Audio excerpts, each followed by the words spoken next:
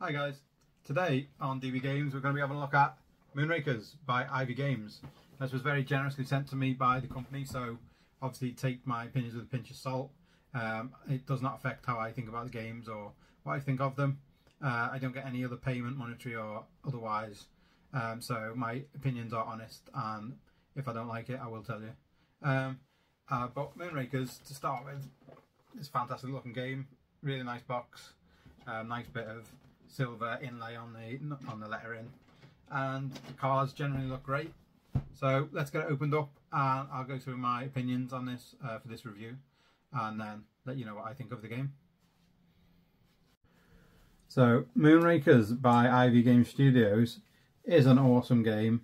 There's a lot to it. Obviously when it first came out it's only really kind of has got a solo mode, but it wasn't great. But now there's the Luminor that you can play on your laptop, which makes it fantastic and so much extra value added to the box.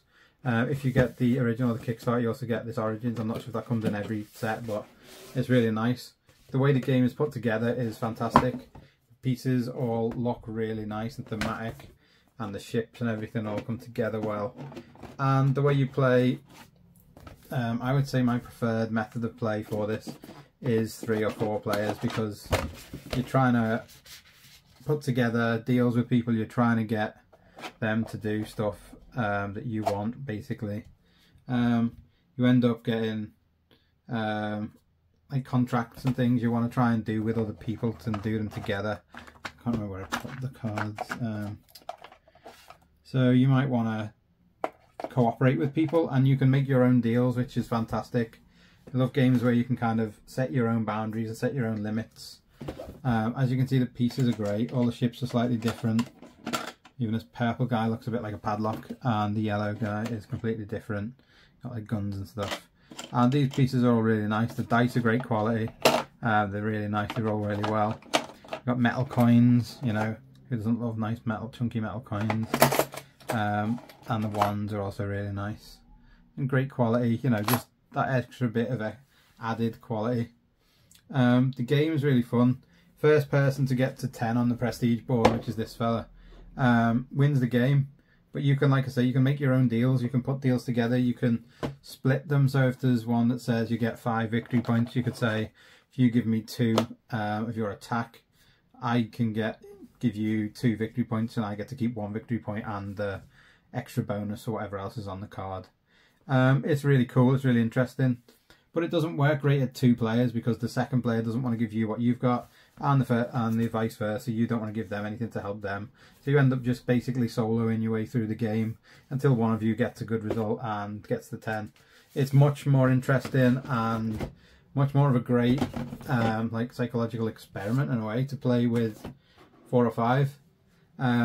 If you get 4 players, then you've got a lot of different interactions, a lot of people working with each other and then backstabbing each other and then going back on deals or changing deals. Once you've set the deal, normally you have to stick with it, but you might have someone saying they're going to work with you and not work with someone else, and then later on the other person's got stuff they want, so they change their mind and then they work with that person.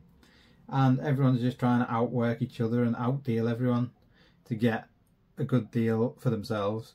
It's a fantastic game to play with a good number of people.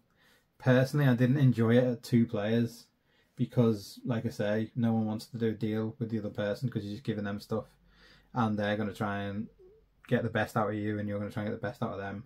And then you end up just kind of having a bit of a standoff where you don't want to trade anything. So it's a great game if you've got the game group for it. 4 to 5 players, fantastic. One of the best games you will get for strategy, kind of cooperation, negotiation.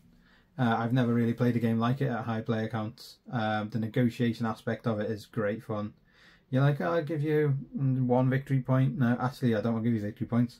I'll give you some defense if you'll help me with this. And then you haggle between what they want and what you want. And you've got to obviously try and come out with a good deal. A bit like being in Thailand and trying to buy loads of stuff. But it's for victory points and it's for trying to win the game.